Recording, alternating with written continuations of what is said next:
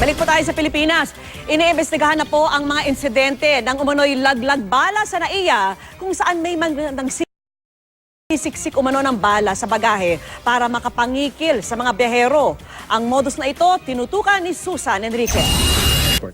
Bukod sa kaso ni White, iniimbestigahan na rin ang reklamo ng Filipino-American na si Red Austria de Guzman. Sa kanyang FB post, September 18 sa NAIA Terminal 2, dumaan daw sa x-ray ang kanyang mga bagahe.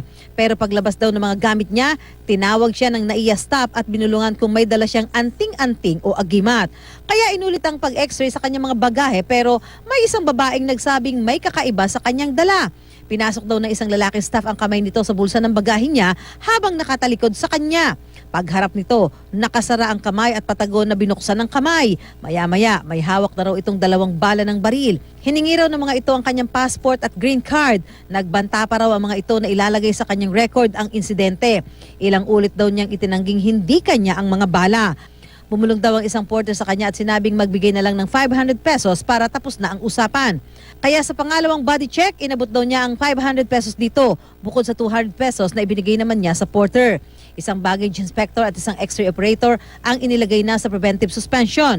Binawi na rin muna ang mga ID ng dalawa habang kumakala pa sila ng ebidensya. Basta ang stand namin dito, pag nagkamali yung tauhan namin, talagang papatawan natin ang kaparusahan niyan. No? So again, yung reward and punishment, yun ho yung basic na guidance ho ng ating administrator. An investigation is ongoing as to the 2 security screening officers involved.